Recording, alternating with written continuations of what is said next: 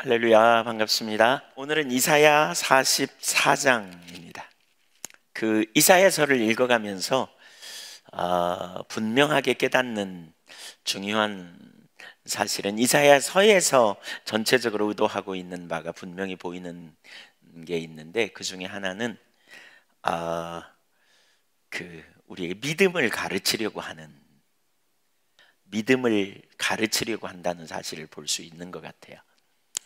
그러니까 특별히 이제 이사야 40장 후반부에서도 이렇게 더 구체화되는 게, 포로로 잡혀가 있는 이스라엘 백성들이 회복되어지기 위해서 하나님이 누구인가를 아는, 하나님을 신뢰하는, 범사에 하나님을 의지하고 사는 그런 실제적인 신앙의 자리로 서도록 하나님 초청하고 계시다 싶어요.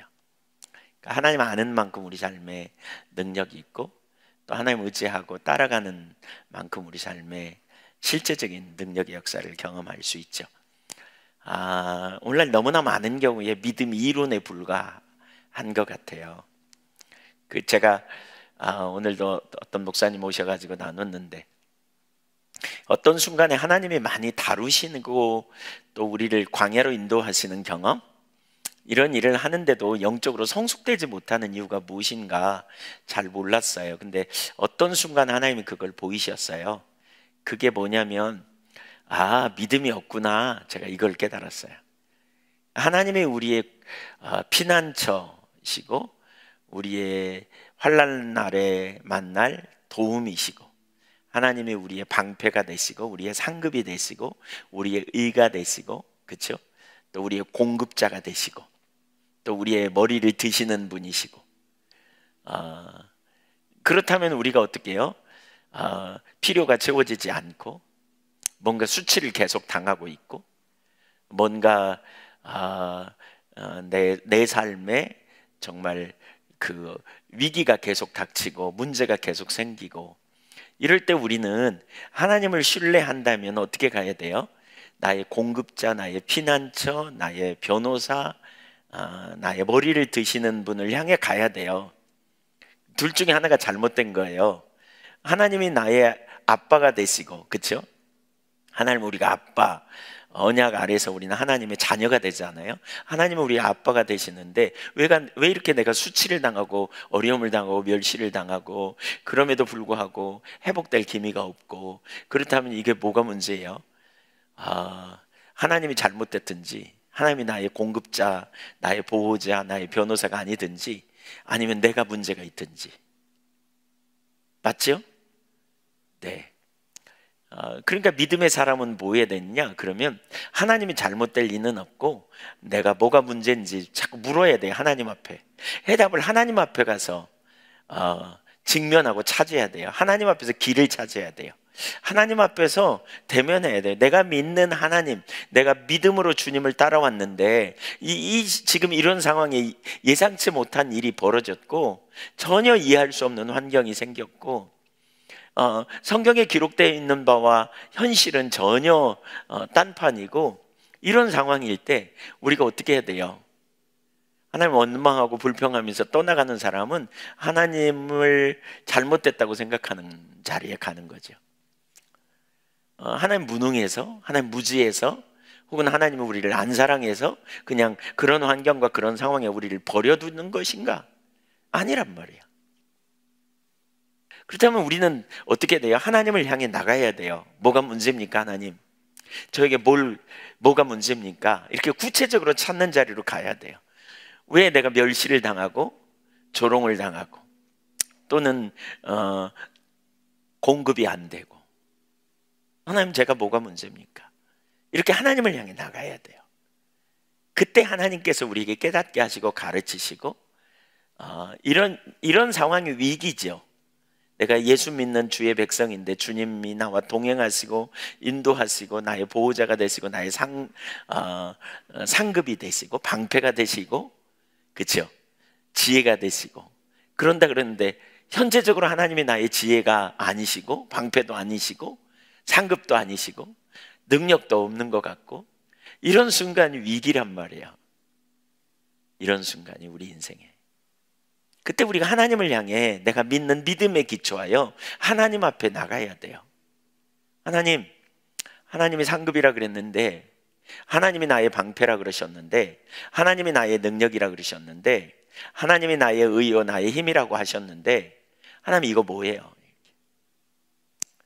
왜 갑자기 소리가 팍 죽네요? 이 모니터 소리가.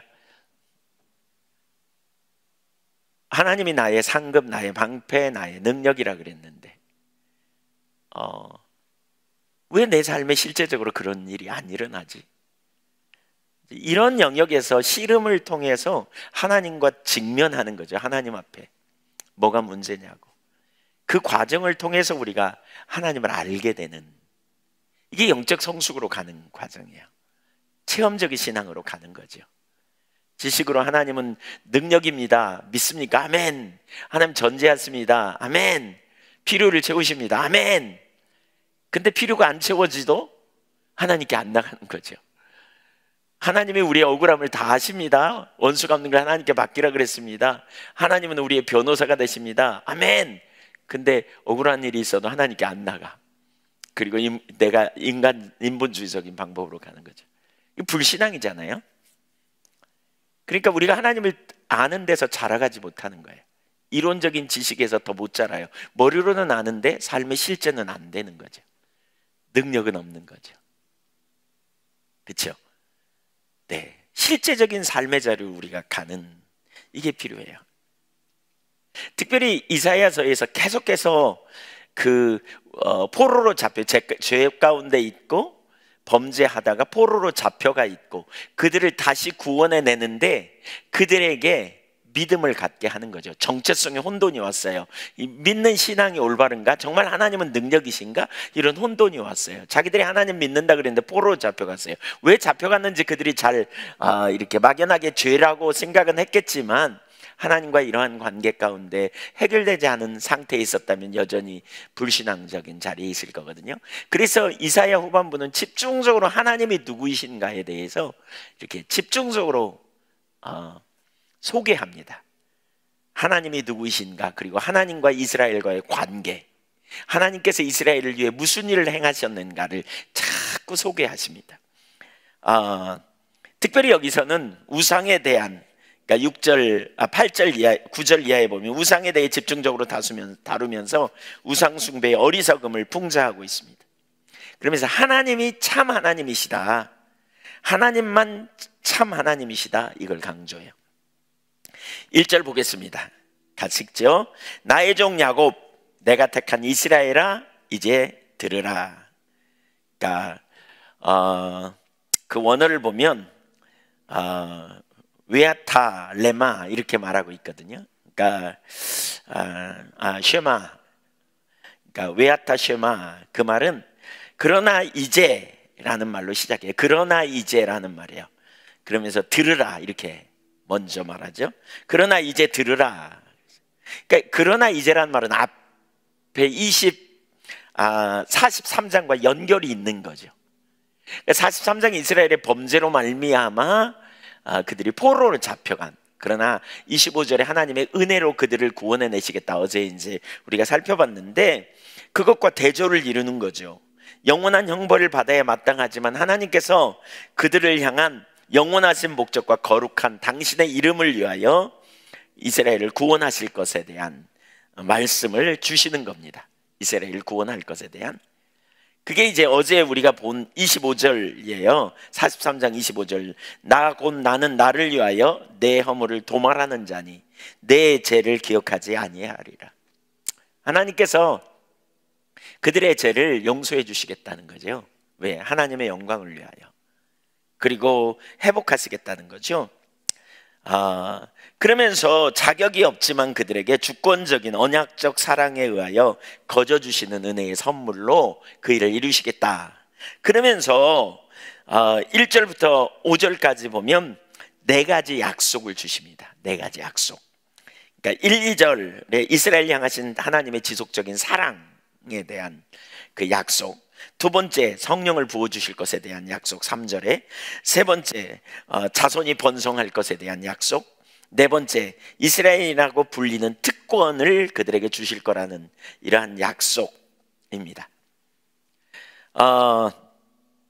먼저 하나님께서 말씀을 들으라, 너희가 들으라, 쉐마, 이렇게 들으라, 이렇게 말하는데, 그들이 누구인지 바로 알도록 깨우쳐 주죠. 하나님께서 그들을 어떻게 여기시는지를 보게 하시는데, 이렇게 말합니다. 야곱아, 이스라엘아, 이렇게 말하죠. 예, 나의 종 야곱. 그 다음에 뭐죠? 내가 택한 이스라엘아, 이제 들으라 그랬죠. 여기 야곱에 대한 영역이 있죠. 야곱, 나의 종 야곱. 여러분, 야곱이 본래 누구예요? 야곱은 이삭의 그 두 명의 아들, 쌍둥이 아들 중에 둘째 아들이죠. 큰 아들은 에서고 두 번째 아들은 야곱. 야곱은 어떤 사람이에요? 형을 속이고 아버지를 속이고 장자의 직분을 쟁취한 사람. 그가 외삼촌 라반의 집에 도망갈 때 하나님께서 베델에서 그를 만나 주시고요. 그리고 외삼촌 라반의 집에 가서 그가 다른 사람 아버지를 속이고 형을 속인 것처럼 계속 이제 속임을 당하잖아요, 외삼촌에게. 그리고 그가 다시 돌아오면서 야복강에서 이제 주님을, 하나님의 얼굴을 배우는, 하나님과 만나는 야복강의 씨름이 있어요. 거기서 하나님께서 그를 축복하면서 뭐라 그래요? 다시는 야곱이라고 부르지 마라, 내가 너를 이스라엘이라 하리라. 이렇게 해놓고 계속 하나님은 기회만 있으면 야곱이라고 불러. 네, 야곱이라고 부르지 말라요. 야곱이 뭐예요? 사기꾼, 속이는 자예요. 예, 야곱이라는 속이는 자, 이런 의미예요. 근데 왜 하나님이 야곱이라고 다시 부를까요? 이 야곱을 통해서 이스라엘의 12지파가 나왔거든요. 야곱의 자녀들을 통해서 12지파가 나왔어요. 그런 의미에서 부르는 것이기도 하지만, 다른 한편으로는 야곱이라는 이름은요, 이스라엘의 정체성이에요. 과거의 정체성. 이스라엘의 과거의 정체성 뭐예요? 속이는 자예요. 속이는 자. 예, 합당하지 않은 거죠. 근데 그 합당하지 않은 자가 이스라엘이 된 거예요. 누구의 은혜로? 하나님의 은혜로 된 거죠. 예, 하나님의 은혜로. 그러니까 너희가 들으라, 이렇게 말하면서 야곱아, 이스라엘아, 이렇게 말하거든요. 그러니까 변화되지 않는, 거짓말하고 속이고 욕심 챙기고 자기중심적인 그 특성을 가르칠 때 야곱이라고 말해요. 우리가 예수 믿고 구원받아서 새로운 피조물이 됐지만, 우리가 순간 자기중심으로 돌아가는 자리에 자꾸 우리가 가죠. 그때 우리가 뭐예요? 야곱과 같은 우리의 본성이 자꾸 올라와요. 주님 앞에 갈 때까지 우리가 끊임없이 자기를 부인하고 성화의 자리로 가야 될 이유가 바로 거기 있죠. 네, 죽을 때까지 의인이 되려고 부단히 우리가 노력하지만 우리의 힘으로 안 되는, 네, 야곱적 본성. 여기 이 본문에도 그렇죠. 하나님께서 야곱 같은 이스라엘, 야곱이었던 그를 이스라엘 삼으셔서 그를 불러주신, 구원받은 성도라도 잘 될 때는, 우리가 뭔가 좀 잘 나갈 때는 하나님 은혜 아래 있는 것 같고 하나님 사랑받는 것 같은데, 좀 어려움이 오면 우리가 죄책감에 눌리기도 하고 또 하나님이 우리를 안 돌보시는 것처럼 느끼잖아요. 그럴 때 원수 마귀가 회방해가지고 영적으로 눌리고 막 억압하죠. 근데 바로 그런 순간에 우리가 기억할 사실이 있어요. 우리는 야곱 같은 존재였지만 예수 그리스도의 보혈로, 주님의 은혜로 말미암아 하나님의 자녀가 된 거예요. 아멘. 그러니까 원수 마귀가 우리를 참수하거든, 죄책감에 눌리거든. 여러분 그러세요. 원수 마귀가 자꾸 죄책감으로 우리를 눌러요. 너 죄지었잖아, 너 실패했잖아. 원수 마귀는 그런 꼬투리를 잡고 계속 우리의 삶을 눌러요. 그러면 우리는 뭐라 그래요? 생각해보니까 맞거든요. 그래, 나 같은 걸 하나님 사랑할 리가 없어. 이렇게 눌려요. 은혜 받을 때는 할렐루야 그랬다가 그냥 실패한 자신의 모습을 보면 눌려요. 죄책감에 반복적으로 가요. 그 죄책감이 여러분 속에 올라와서 원수 마귀가 여러분을 참수하거든. 그렇게 말하세요. 네 말이 맞다, 내가 그렇다, 내가 죄인이다, 그런데 하나님이 나를 사랑하셔서 독생자를 아끼지 않고 보내주셨다. 그래서 나는 예수님 안에서 의로웠다. 이제 나는 우리 아버지와 나와의 관계니까 너는 가라. 그러면서 주님 앞에 회개하고요, 보혈의 공로를 의지하고 우리가 일어서는 거예요. 내가 원래 실패한 자요, 내 속에 어떤 소망도 없지만 예수 그리스도의 보혈의 공로로 우리가 의롭게 되는 거죠. 네, 우리는 야곱 같은 존재. 근데 야곱을 뭐라 그래요? 나의 종 야곱이라고 말하지 않아요? 얼마나 참 놀라운 은혜예요. 그런 은혜. 자, 그러면서 뭐라 그러냐? 들으라는 거예요. 뭘 들으라? 이 들으라는 말 속에는 자각하라, 깨달으라, 그 말입니다. 우리가 우리의 신분과 우리의 정체성을 올바로 깨닫는 게 얼마나 중요한지 몰라요. 내가 괜찮기 때문에 주님이 나를 뽑으신 게 아니에요. 나를 택하신 게 아니란 말이에요. 주님의 전적인 은혜로 그런 나를 택하셔서 주님이 나를 은혜로 만나주시고 이스라엘이라고 택해 주신 거죠. 이걸 자각하라는 거예요. 이걸 깨달을 때 우리가 겸손한 거죠. 우리는 야곱과 같은 존재인 것을 기억해야 돼요. 그러나 우리는 영원히 야곱이 아니에요. 그리스도 안에서 우리는 새로운 피조물이 됐어요. 믿으십니까? 네. 자, 2절 보겠습니다. 이렇게 말씀합니다. 은혜로 넌 구원받은 자, 이걸 깨닫게 한 다음에 이렇게 말합니다. 2절 보세요. 너를 만들고 너를 모태에서부터 지어낸 너를 도와줄 여호와가 이같이 말하노라. 나의 종 야곱 내가 택한 여수로나 두려워하지 말라. 여기 말씀하시는 하나님, 약속하신 하나님이 누구인가를 소개하고 있어요. 2절에서는 하나님은 어떤 분이냐? 하나님이 이스라엘에게 자신을 소개해요. 뭐라 그래요? 너를 만들고 너를 모태에서부터 지어냈어. 그래서 내가 너를 도와줄 거야.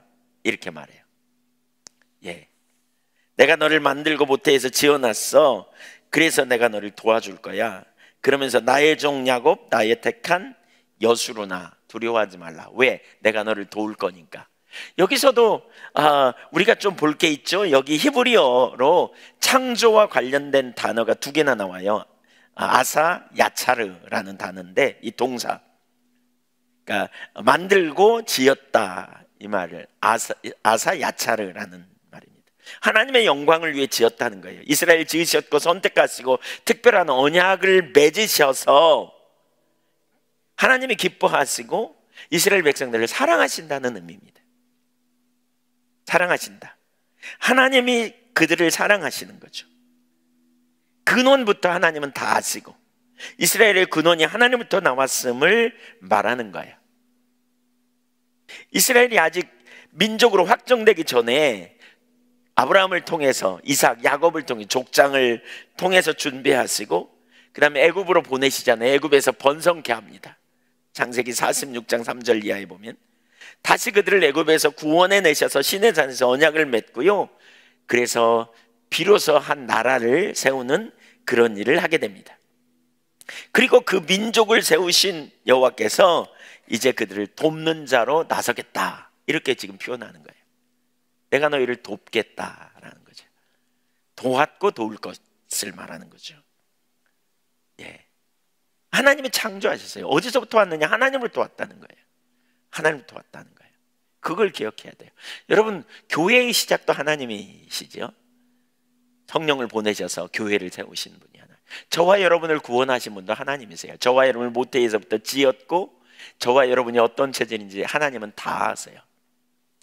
우리는 하나님의 눈에 피할 수 없어요. 저는 어느 날 그 사실을 깨달을 때 제가 하나님 앞에 뻘거벗기로 작정했습니다. 주님 앞에 나갈 때 저는 아무것도 가리지 않으려고 합니다. 제가 가끔 기도하면서, 여러분도 그런 경험이 있으세요? 너무 좀 부끄러운 고백이지만 기도하면서 어떤 생각이 떠올라요. 근데 내가 이걸 정직하게 말하면 손해볼 것 같은, 또 정직하게 말하면 내가 좀 우습게 보일 것 같은 이런 생각이 퍽 떠오를 때가 있어요. 여러분 그랬어요. 근데 그걸 통해 깨달아요. 그러니까 그 기도 중에 그런 생각이 떠오르게 하시는 것 같아. 구체적으로 예를 들면 한 번은 이렇게 그 중고등부 수련회를 이쪽에서 하게 됐는데 어떤 일인가를 제가 결정했거든요. 근데 뭐가 잘못된 거예요. 제가 그 장소에 좀 늦게 가갖고 기도하고 있는데 이 얘기를 하는 거예요. 야, 이거 큰일 났다. 이거 어떻게 하지? 이거 잘못했는데 그 누가 그랬냐? 이렇게 물어봐요. 누가 하면 이제 저한테 올 차례예요. 근데 제가 기도하다가 그 소리를 들었어요. 나한테 오면 뭐라 그러지? 이렇게 말할까? 그리고 제가 거짓말을 준비하더라고요. 변호할 생각을 준비하고 있더라고요. 근데 그 순간에 퍼뜩 그런 제 모습을 하나님 보게 하셨어요. 그래서 중심에 회개하고요. 그걸 거절한다 그러고요. 내가 그랬다고, 내 문제라고, 내가 잘못 결정했다고. 사실 그러면 아무것도 아니에요. 별건 아니에요. 큰 문제는 아니었어요. 근데 다시 좀 이렇게 해가면 돼요. 근데 그걸 이렇게 감추려고 하는 자리에 있는, 여러분, 우리가 하나님 앞에 감출 수 있겠어요? 하나님이 누구이신가 생각해 보세요. 하나님 우리를 지으셨다니까요. 우리의 체질을 낳았어요. 가끔 어떤 분들은 하나님 앞에 헌신하면서 하나님이 헌신하면 나는 여름에는 좀 휴가도 가야 되고 좀 쉬어야 되는데 하나님이 모르시면 어떻게 하냐고. 대단히 착각하지 말라고. 하나님 우리의 체질을 다 하신다고.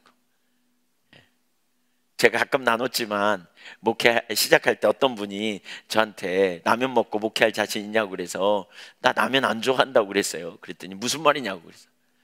아니, 저 라면 안 좋아하는데 라면 먹고 목회하게 하나님이 하실 것 같지는 않은데요. 그랬더니 믿음 되게 좋네요 그러더라고요.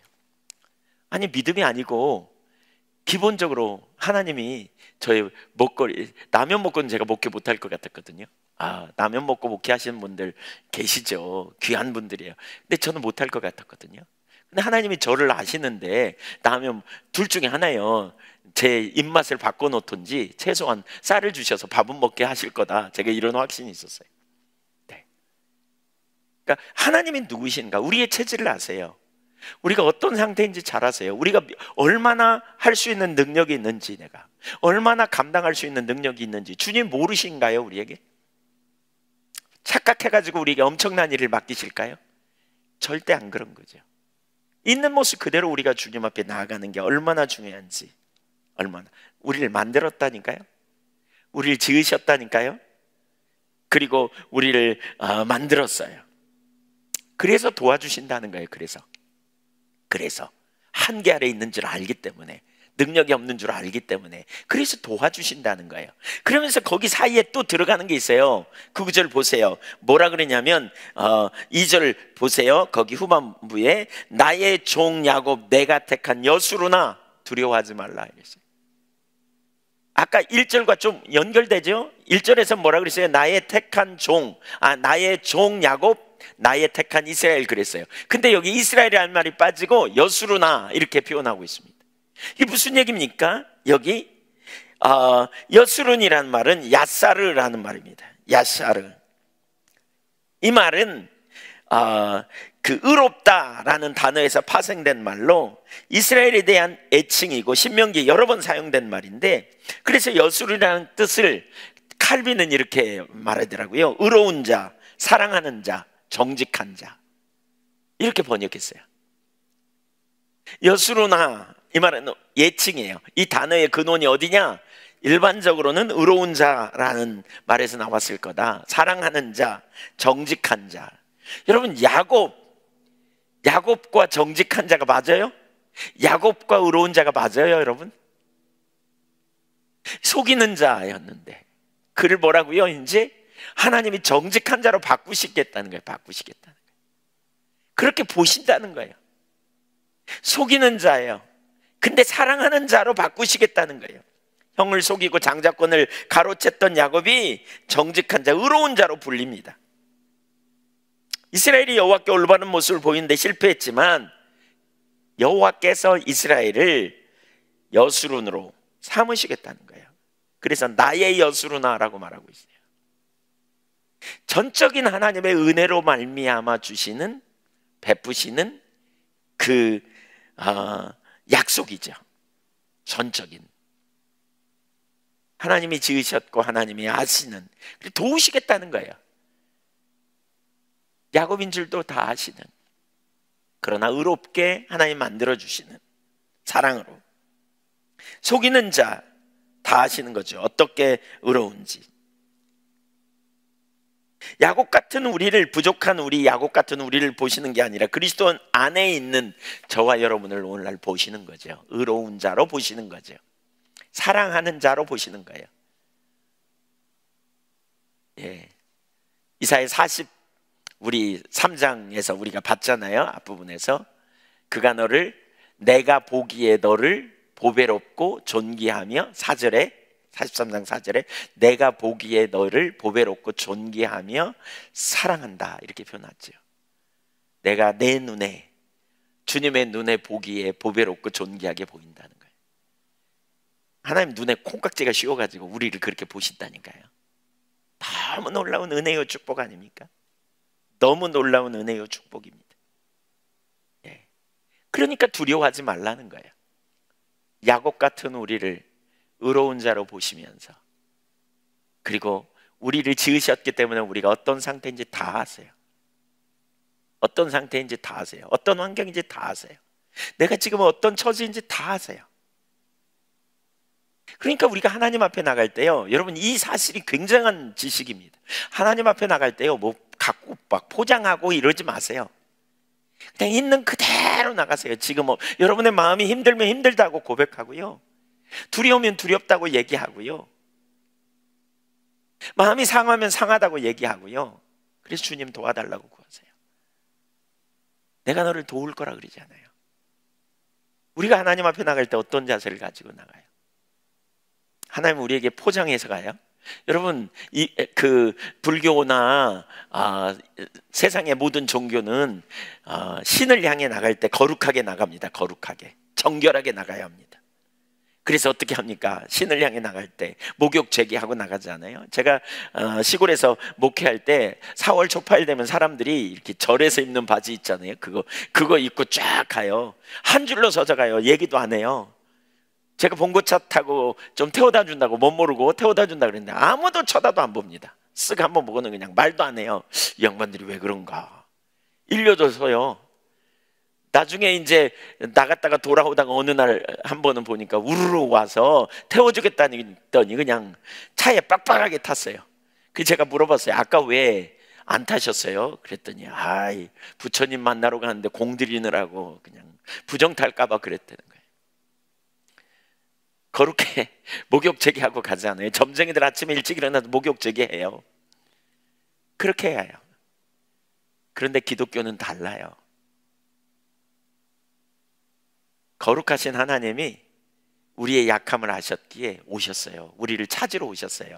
우리를 구원하러 오셨다고요. 잃은 양 한 마리를 찾으 나서듯이, 잃은 은전을 찾듯이 찾으러 오셨어요. 그래서 보세요. 죄인 된 삭개오를 찾아 나가잖아요. 그랬더니 죄인 된 삭개오가 예수님 만난 다음에 어떻게 됐어요? 거룩해 됐어요. 의롭게 됐어요. 여러분, 우리가 주님 앞에 나갈 때 있는 그대로 나가는 게 얼마나 중요한지 몰라요. 하나님 앞에 가리지 마세요. 하나님 앞에 내 상태 그대로 나가세요. 그래서 난 주님이 필요하다고 구하세요. 정직하게 하나님 앞에 기도하고 감정 그대로 고백하고 미사여고 포장 다 내리고요, 내 상태, 내 환경, 내 처지, 내 느낌 그대로 가지고 나가세요. 이게 저라고. 넘어졌습니까? 이게 저라고. 실패했습니까? 이게 제 상태라고. 그래서 주님이 필요하다고. 내가 야곱 같다고. 그런데 주님의 보혈로 의롭게 하심을 인하여 감사. 저에게 은혜를 부어달라고. 저 이대로 내버려 두지 말라고. 주님, 저 이대로 안 살고 싶다고. 저를 도와달라고. 이렇게 기도하며 나가는 거예요. 이렇게. 아셨죠? 예. 그래서 두려워하지 말라 그러죠. 이게 하나님의 사랑하심을 표현한 말씀입니다. 우리가 육신적으로 약할 때도 도와주시고, 경제적으로 힘들 때도, 영혼이 쇠약해도 도와주시고, 환경과 여건이 어려울 때도 도와주시는 하나님, 도우시는 하나님. 안 도우시는 경우가 있어요. 뭐냐? 교만 떨 때, 죄 짓고 회개 안 할 때, 이때 안 도우세요. 교만 떨, 뭔가 된 것처럼 이렇게.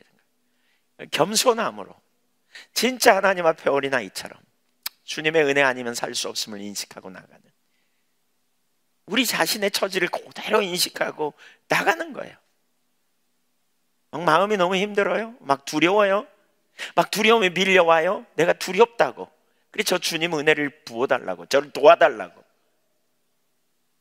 막 외로워요. 혼돈이 있어요. 낭망해요. 아무도 없는 것 같아요. 나 혼자인 것 같아요. 내가 그렇다고 입술로 그냥 고백하는 거예요. 그대로 혀의 말을 알지 못하신 하나님 앞에 고백하세요. 그러면서 저를 도와달라고. 그게 겸손함이에요. 그게 겸손함.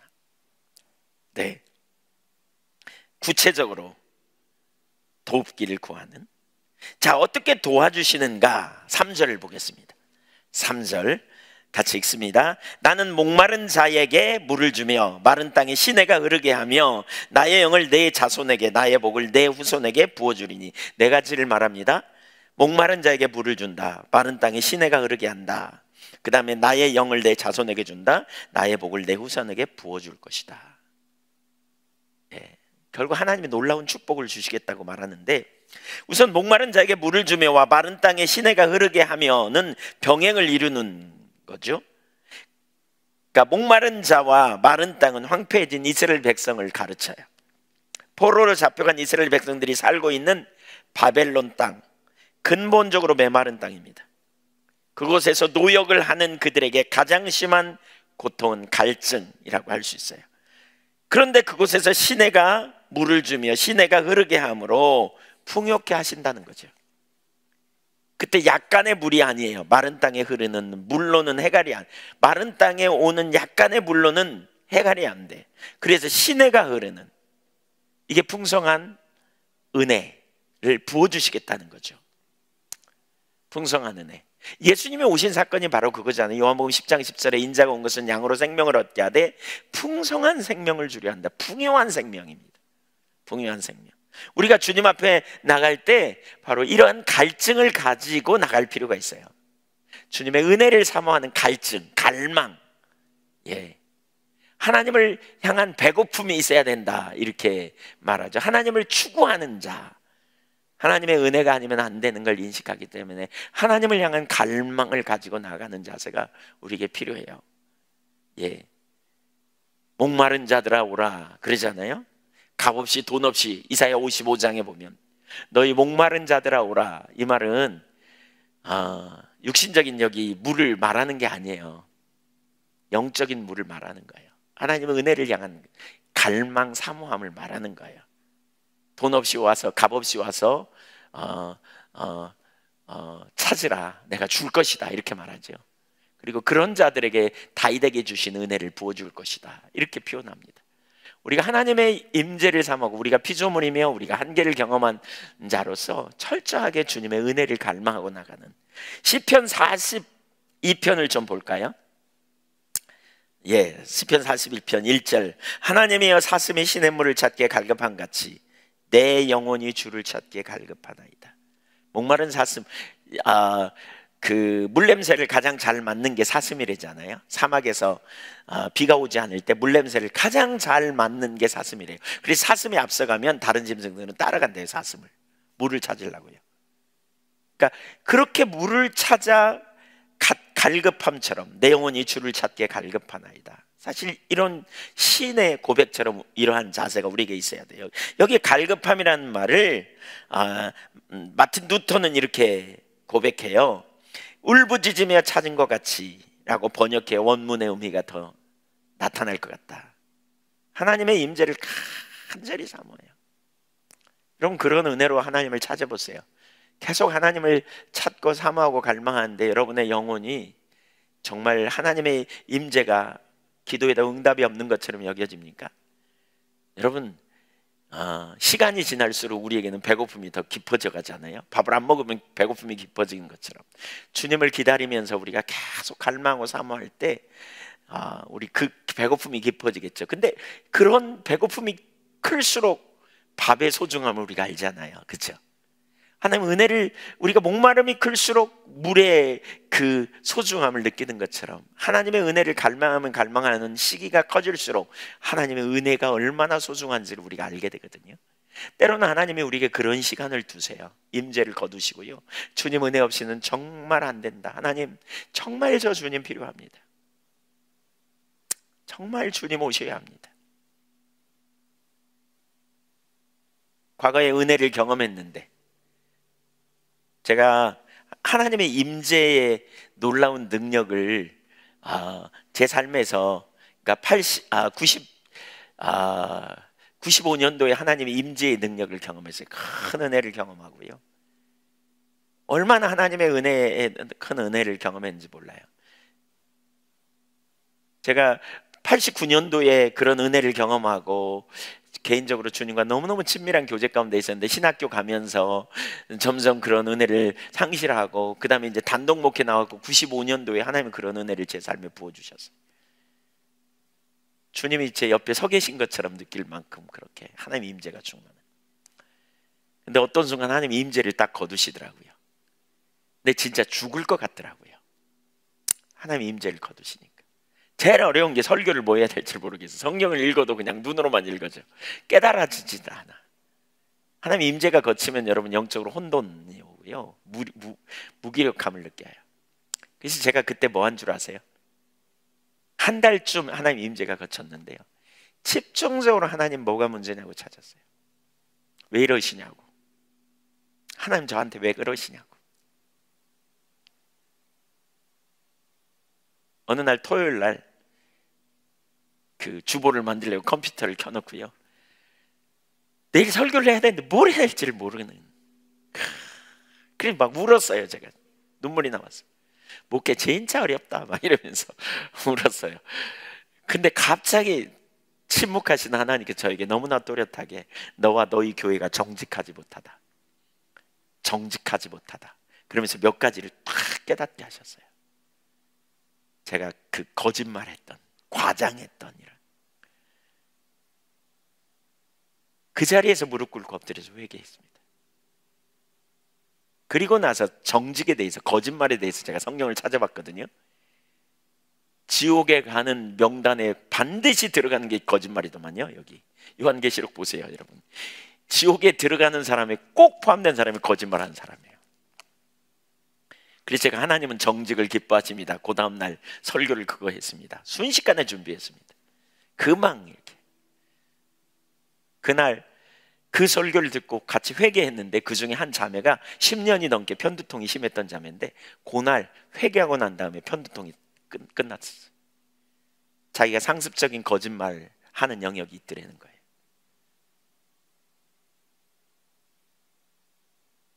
그러니까 하나님이 우리에게 임재를 거두실 때가 있어요. 왜 임재를 거둬요? 우리를 빚어가시고 다루시는 거예요. 근데 많은 사람은 하나님 임재를 거두면 은혜 쏟았네 그리고 끝이야. 근데 그러면 안 돼요. 그러면 안 돼. 그 은혜를 사모하고 갈망해야 돼요. 그러면서 하나님 뭐가 문제냐고 찾아야 돼요. 그 뒤에도 그런 경험이 여러 번 있었어요. 하나님 임재를 거두세요. 그럼 뭐가 문제냐고 찾을 때 하나님께서 저를 이렇게 다루시기도 하고, 어떤 때는 좀 전에 누구에게 제가 막 후욕했거든요. 뒤에서 나쁜 표현하고 나쁜 말하고 막 그게 딱 생각나고 그거 회개하면 또 임재가 회복되고 이런. 하나님이 인격체세요. 여러분 살아계신 하나님이세요. 정직하게 대면하는, 목마른 사슴이 시냇물을 찾기에 갈급한 것처럼 우리가 진짜 하나님의 임재, 은혜가 아니면 안 되는, 이걸 여러분 우리에게 맛보기로 하나님이 보여주시고 그 자리를 우리를 초청하시는 거죠. 이 시인이 그러는 거예요. 2절 보세요. 내 영혼이 하나님 곧 살아계신 하나님을 갈망하나니 내가 어느 때에 나가서 하나님의 얼굴을 배울까? 하나님의 임재 안에 있을까? 살아계시는 인격적인 하나님과의 교제 안에 언제 갈까? 그런 얘기죠. 3절 사람들이 종일 내게 하는 말이 네 하나님이 어디 있느냐? 너 믿는 하나님 어디 있냐? 너 환경을 보니까, 너 하는 걸 보니까 하나님 없네 뭐 이런 거죠. 그래서 내 눈물이 주야로 내 음식이 되었다.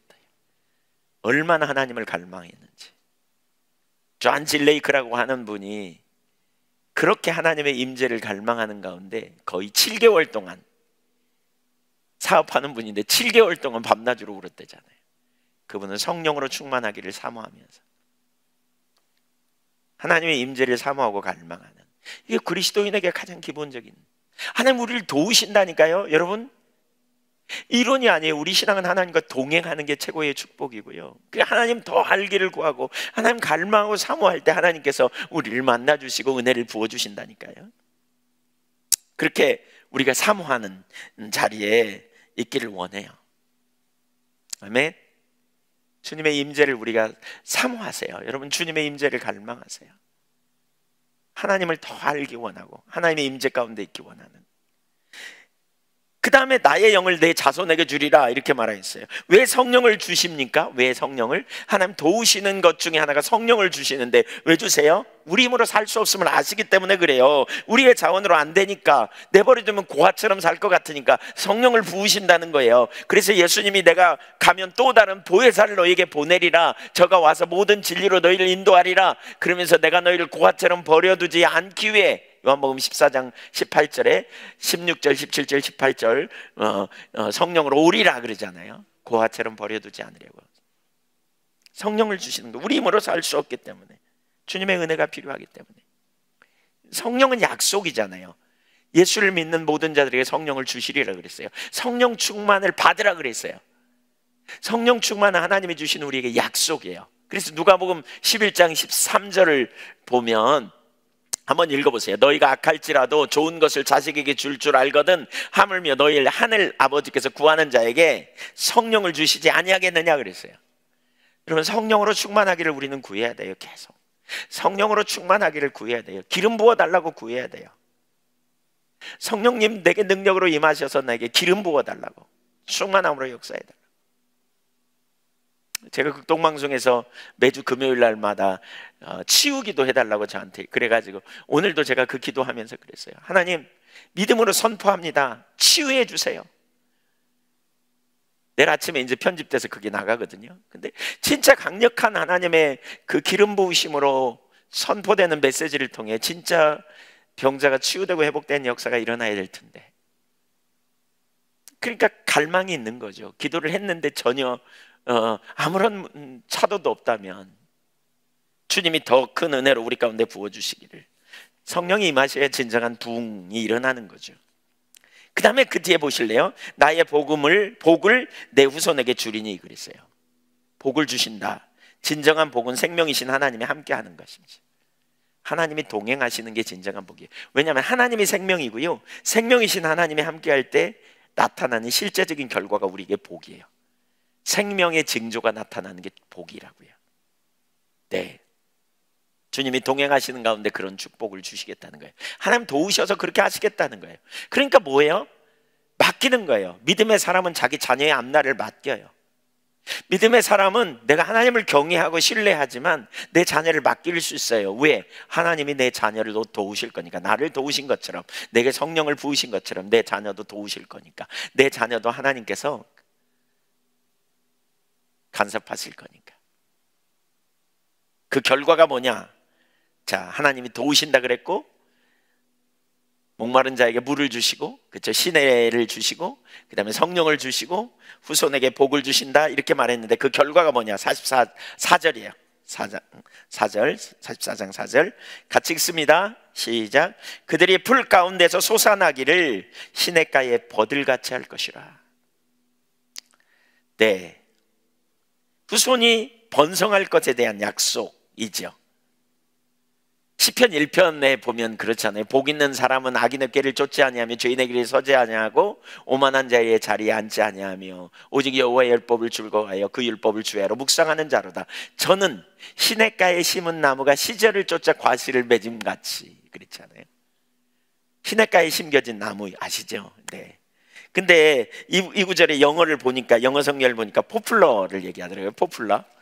저는 포플러 나무를 알아요. 왜냐하면 저희 어렸을 때 포플러 나무가 많이 있었어요. 포플러 나무가 굉장히 빨리 자랍니다. 여기 우리말로는 거기 뭐라고 있냐면 버들같이 이렇게 말하잖아요. 근데 포플러 나무가 있어요. 그 포플러 나무 우리 어렸을 때 많이 심었어요. 그러니까 그 나무가 굉장히 빨리 자라요. 그래서 그 나무를 나중에 팔기도 하고 그랬어요. 저희 어렸을 때 제가 기억이 나요. 시냇가에다 심어놔요.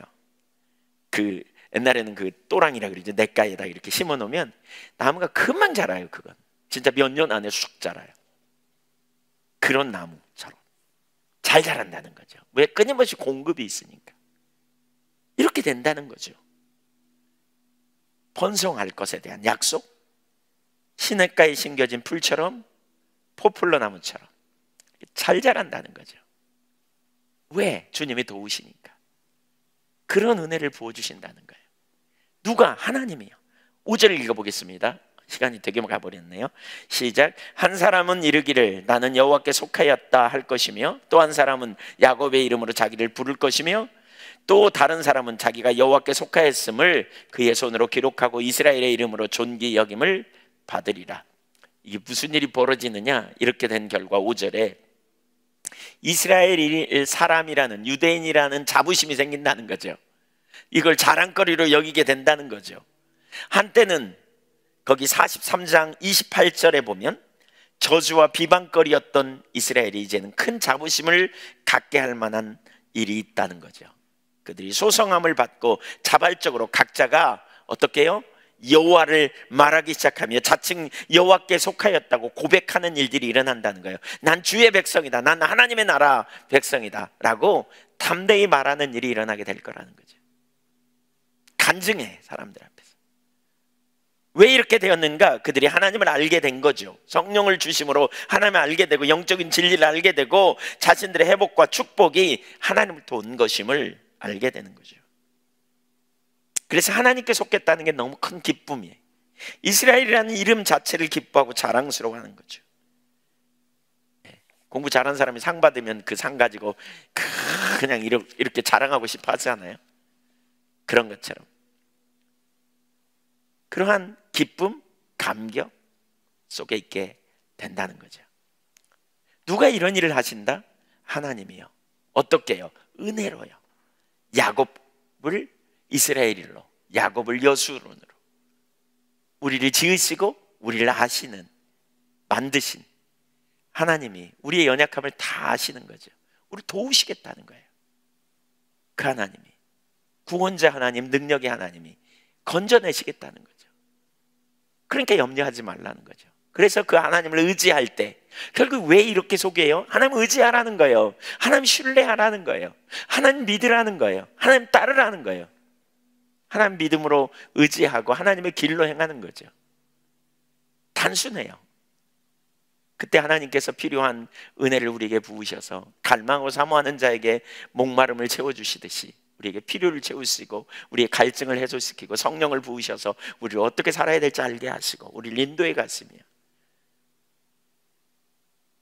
후손의 복을 받게 하시고, 그래서 이스라엘이라고 부르는 것을 자부심을 갖게 만들어 놓으시겠다는 거예요. 한 2절만 3절만 더 볼까요? 그러면서 하나님이 누구신가를 말해요. 6절 7절 8절까지 읽어볼까요? 이스라엘의 왕인 여호와, 이스라엘의, 네, 같이 읽으세요. 같이 시작. 이스라엘의 구원자인 만군의 여호와가 이같이 말하노라. 나는 처음이요 나는 마지막이라. 나 외에 다른 신이 없느니라. 내가 영원한 백성을 세운 이유로 나처럼 외치며 알리며 나에게 설명할 자가 있느냐? 있거든. 될 일과 장차 올 일을 그들에게 알릴지어다. 너희는 두려워하지 말며 겁내지 말라. 내가 예로부터 너희에게 듣게 하지 아니하였느냐? 알리지 아니하였느냐? 너희는 나의 증인이라. 나 외에 신이 있겠느냐? 과연 반석은 없나니 다른 신이 있음을 내가 알지 못하느냐? 이스라엘은 뭐냐? 이스라엘의 왕, 하나님을 누구라고요? 이스라엘의 왕이라고. 두 번째 이스라엘의 구원자라고. 세 번째 뭐라고요? 처음이요 마지막이라고. 영원하다 그 말입니다. 다른 신이 없다 그 말입니다. 알파와 오메가, 처음이요 마지막. 처음이요 끝이라는 거예요. 역사의 처음, 역사의 마지막. 역사를 초월하는 하나님, 영원하신 하나님이시다. 그 하나님이시다. 하나님이 하셨다. 하나님이 다 이루셨다. 계속 우리에게 뭘 가르쳐요? 너 지금 너의 초점이 어디 있느냐? 하나님이 누구인지 알아라. 네가 원래 야곱 같은 자인데, 야곱인데 이스라엘로 바꿨다. 너를 여수론으로 본다. 너의 연약함을 돕는다. 그 일을 이루기 위해 독생자를 아끼지 않고 내어놓으셨잖아요. 우린 그 은혜로 구원받은 자잖아요. 누가 우리의 생명인지 생각해 보세요.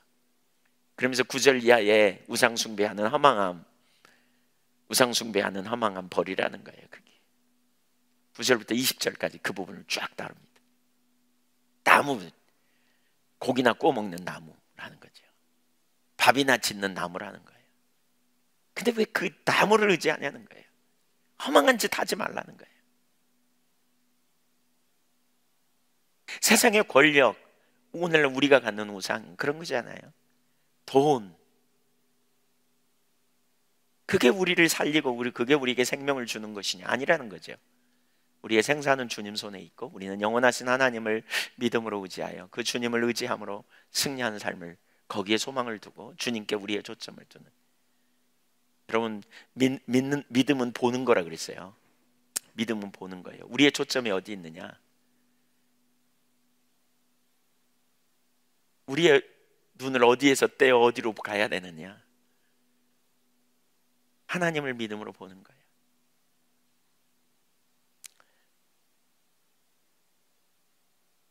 여기 참여하는 분들 중에 그런 고백을 오늘 또 두 분이나 제가 들었는데, 코로나를 기회가 너무나 좋은, 코로나지만 우리에게는 너무 좋은 시간이다. 말씀을 들을 수 있어서, 이렇게 함께 말씀 듣고 하나님을 깨러 우리가 향할 수 있어서 너무 좋다, 이런 고백을 하시더라고요. 우리의 눈이 어디로 향하는가? 우리가 영원하신 하나님을 믿음으로 바라보고 주님 의지하고 주님으로부터 시작되는, 사실 이 믿음이 되어야 하나님을 경외하는 일이 되어져요. 경외하는 건 뭐예요? 믿음의 선택, 하나님이 기뻐하시는 선택을 하는 거죠. 하나님께 영광 돌리는 삶이죠. 그게 그 삶이 가능해요. 믿음, 영원하신 왕, 창조주 우리 하나님을 믿음으로 의지하여 주님 안에 있는 그 놀라운 축복을 경험할 수 있기를 축원합니다. 네, 4절에 있는 그 축복 있잖아요. 예. 목마른 자에게 물을 주시는, 연약한 나를 도우시고 함께 하심으로 목마른 자에게 물을 주시고, 그렇죠? 성령을 부어 주시고 자손에게 복을 주시는, 그래서 번성하는, 3절에 있는 그 약속, 그 축복, 4절에 있는 그 번성함, 네, 하나님의 영광을 경험하는, 우리가 믿음으로 영적인 돌파를 이루어가면 좋겠어요. 이 눈이 열리면요, 우리 인생에서 선택하는 게 어렵지 않아요. 왜냐하면 뭐가 진짜고 뭐가 가짜인지 알기 때문에. 하나님의 길을 쫓아가는 게 진짜인 걸 알아요. 하나님을 의지하는 게 진짜인 걸 알기 때문에 별로 어렵지 않아요. 말씀대로 살아가는 거 별로 어렵지 않아요. 뭐가 진정한 우리에게 능력인지 알기 때문에 그래요. 우리가 그 자리에 담대히 나가기를 원해요. 아멘. 네.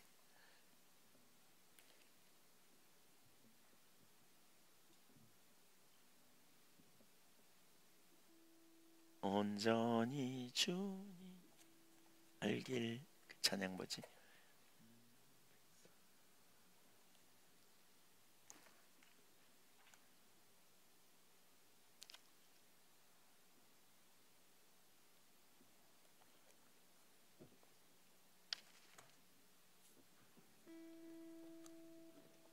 온전히 주님 사랑, 그 찬양 뭐야? 추가곡 171장입니다.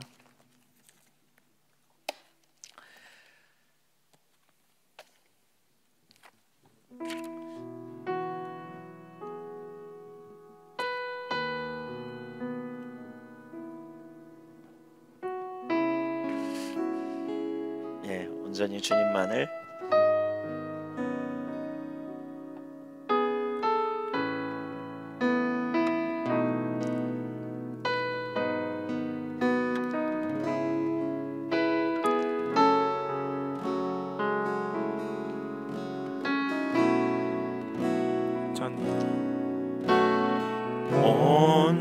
온전히 주님만을, 간절히 주님만을, 나의 평생 주님만을, 나 주님만 사랑합니다.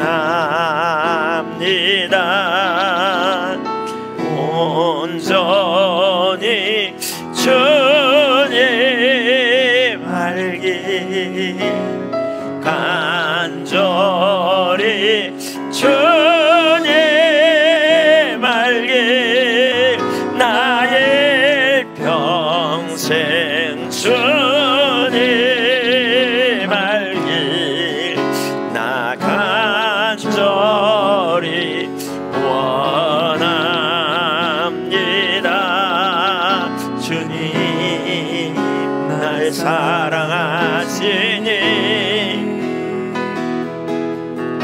내 영혼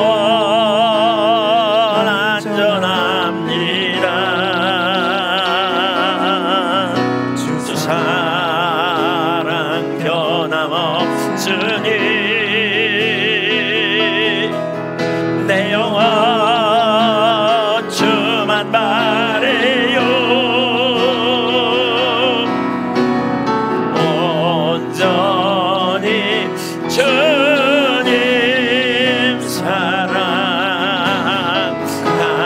간절히 주님 사랑 나의 평생 주님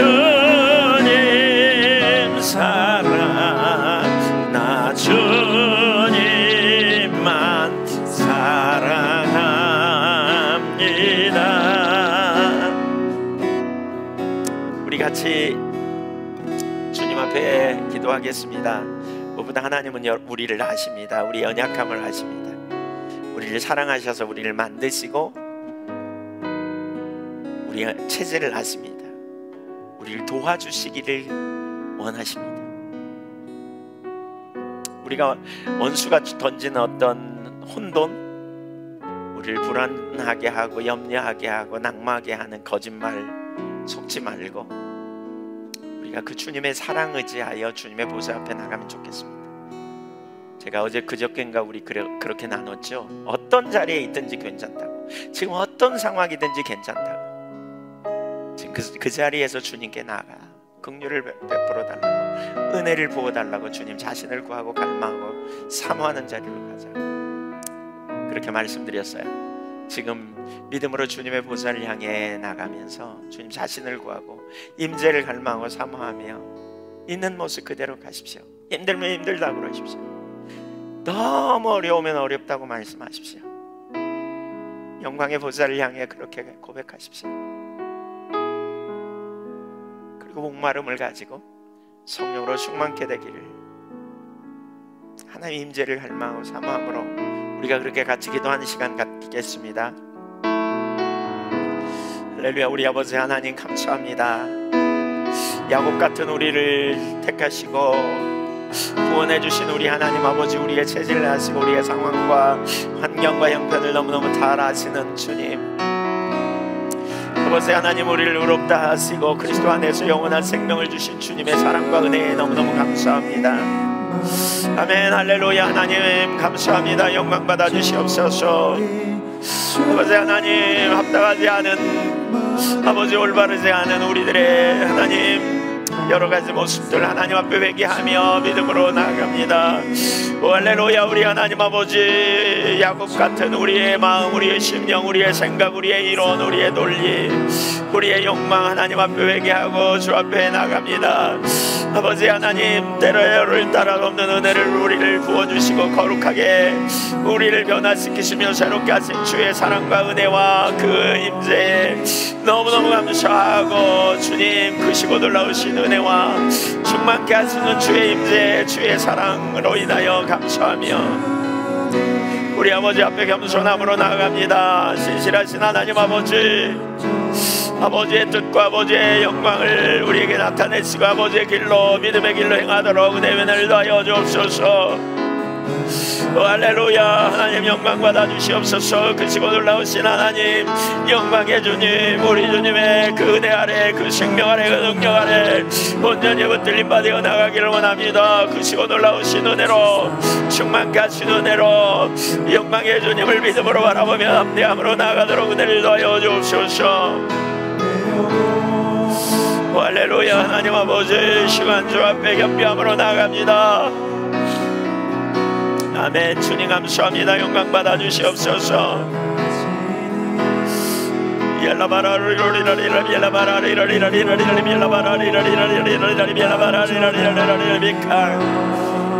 할렐루야. 하나님 감사합니다. 영광 받아 주시옵소서. 주의 영광을 우리에게 나타내 주시옵소서. 우리에게 주를 알리시옵소서. 주의 의도와 주의 목적을 알기시고 주의 길로 행하도록 인도하시옵소서. 우리의 마음이 주를 향해 갈망하고 사모하여 주를 찾사오니 주님 오셔서 주를 찾는 주의 백성들에게 그 갈망을 해소시켜 주시고 하나님 성령으로 충만케 하시며 거룩한 임재와 능력으로 하나님 이끌어 주시기를 간절히 갈망합니다. 새롭같이 은혜를 모두에게 부어주시옵소서. 하늘의 영광을 우리에게 나타내 주옵소서. 오 할렐루야. 우리 하나님 영광 받아 주옵소서. 아버지 하나님 영광 받아 주시옵소서. 아버지 하나님 새롭같이 은혜를 부어주시옵소서. 아버지 하나님 우리를 이끌어주시고 인도하여 주옵소서. 온전함으로 선하심으로 기뻐하심으로 아버지께 영광 있는 삶으로 나가도록 은혜를 부어주시옵소서. 할렐루야. 하나님 영광 받아주시옵소서. 아버지 감사합니다. 모든 영광 모든 찬양 모든 존귀를 받으시게 합당하신 하나님, 우리가 주의 원시험에 주의 백성들 회복시키시되 주의 능력으로 때를 따라 없는 은혜로 우리를 도와주시옵소서. 하나님을 신뢰하고 믿음으로 반응하며 합대함으로 나가기를 원하오니 우리 하나님 크시고 놀라우신 은혜로 우리 가운데 임재하여 주시고 아버지 영광을 우리의 삶에 나타내 주옵소서. 아멘. 할렐루야. 하나님 영광 받아 주시옵소서. 주님 행하신 놀라운 역사를 보기를 원합니다. 주님 영광을 보기를 원합니다. 주님 의도와 목적과 뜻이 이루어지는 걸 보기를 원합니다. 아버지 의도하신 자리에 저희가 서기를 원하며 아버지의 길로 행하기를 원합니다. 오 할렐루야. 하나님 영광으로 임하여 주옵소서. 아멘. 권능을 손으로 역사하여 주옵소서. 능력의 손으로 역사하여 주옵소서. 주를 향한 이 거룩한 열망과 사모함과 열정으로 저 앞에 나가오니 크시고 놀라우신 은혜로 채우시고 하나님께 영광이 나는 능력 있는 삶이 되도록 인도하여 주옵소서. 오 할렐루야. 하나님 감사합니다. 아버지 역사하여 주옵소서. 할렐루야. 우리 아버지 역사하여 주옵소서. 오 하나님 우리 아버지 역사하여 주옵소서.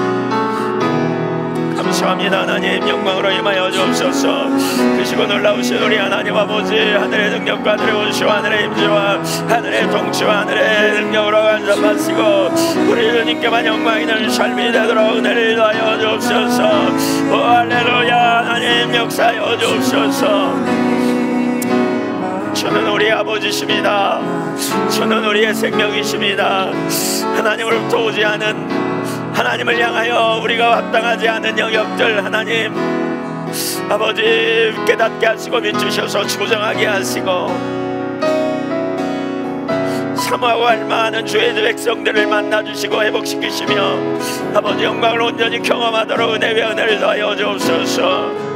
할렐루야. 우리 하나님 역사하여 주옵소서. 영광으로 임하여 주옵소서. 권능으로 역사하여 주옵소서. 능력으로 임하여 주옵소서. 은혜로 함께하여 주옵소서. 아버지 행하신 놀라운 역사들을 보기를 원하오니 오 할렐루야. 우리 하나님 영광 받아 주시옵소서.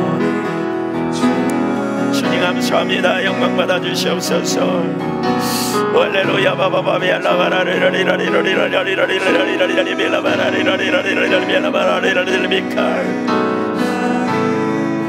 맨 주님 역사하여 주옵소서. 그래서 하나님 크시고 놀라우신 은혜로 채우시옵소서. 새롭게 하신 은혜를 우리에게 부어주시옵소서.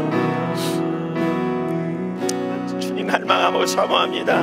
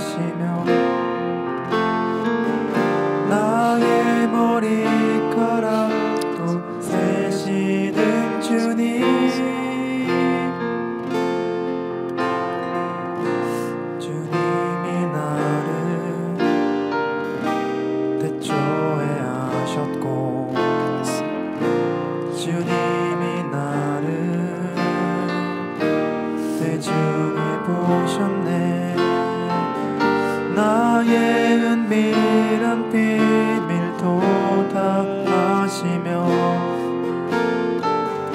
나의 머리카락도 세시는 주님 아세요 아세요 주님이 나를 아세요 아세요 아세요 주님이 나를 아세요 아세요 아세요 주님이 나를 아세요 아세요 아세요 주님이 나를 아세요 창조의 주님 오묘하시며 사랑의 주님 변함없어요 창조의 주님 오묘하시며 사랑의 주님 변함없어요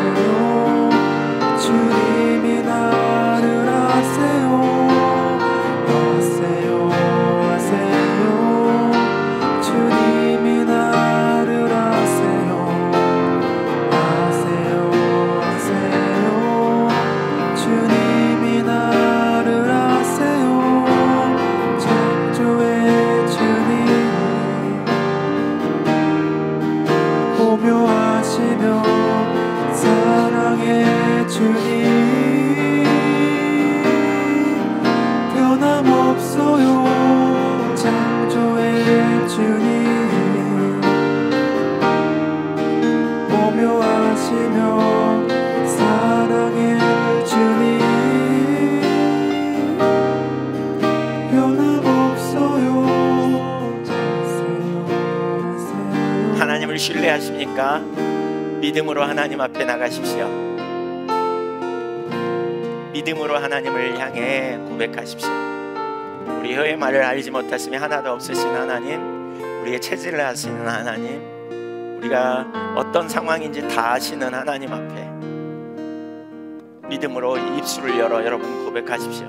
주님 저를 도와달라고, 주님 제게 능력으로 임하여 달라고, 주님 날 이대로 내버려 두지 말라고, 하나님 은혜를 부어달라고 구하십시오. 성령님 우리 모두에게 임하여 주시옵소서. 한 분 한 분을 축복합니다. 주님 영광의 빛으로 임하시옵소서. 아멘. 충만히 임하시옵소서. 주님 모두에게 능력으로 임하시옵소서. 영광의 빛으로 임하시옵소서.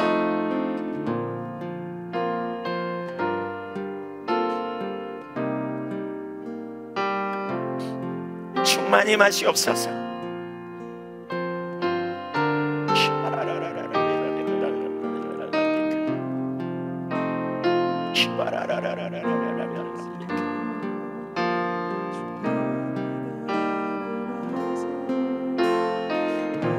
여러분이 여러분 자신을 보호하려고 하지 마십시오. 하나님이 여러분을 보호하실 것입니다. 내가 나를 보호하려고 머리가 복잡하고 내가 나를 지키려고 머리가 복잡한 생각이 많은 분들이 있으신 것 같아요.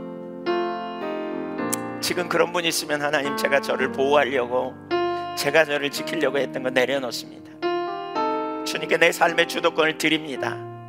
그렇게 고백하고 주 앞에 서십시오. 내가 예수 그리스도로 명하노니 머리를 혼돈케 하는 모든 혼돈의 영역은 끊김을 나고 빠질지어다. 성령님 능력으로 임하셔서 빛을 비춰주세요. 더 빛을 비춰주세요. 주 충만히 임하시옵소서.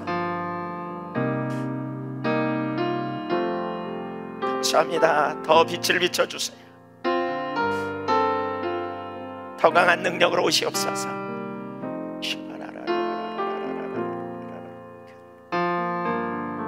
새롭게 하신 은혜를 모두에게 부어주시옵소서.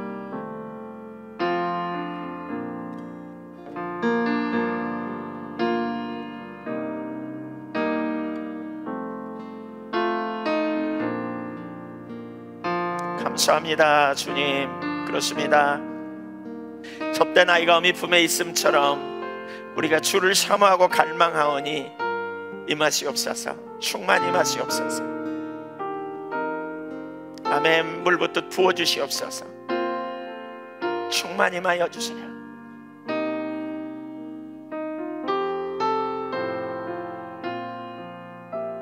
감사합니다.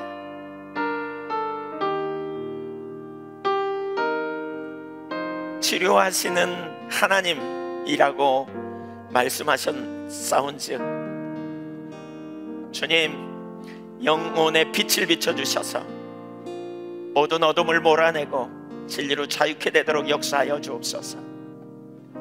성령 더 강한 능력으로 오시옵소서. 지금 그 영혼의 빛으로 임하시옵소서. 모든 두려움과 혼돈의 영향력은 끊김을 나고 빠질지어다.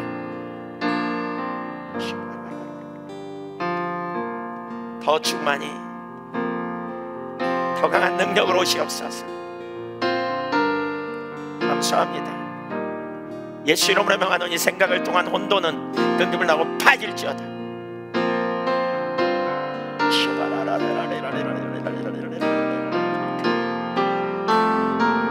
주님, 머리가 더 맑아지게 해주세요.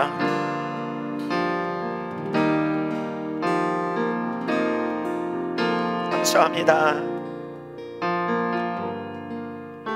감사합니다. 주님. 아멘. 감사합니다. 영광 받아주세요.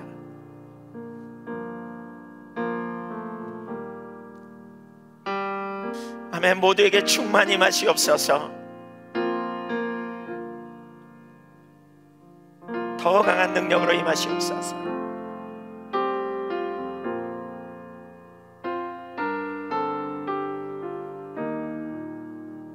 성령님 환영합니다. 충만히 임하시옵소서.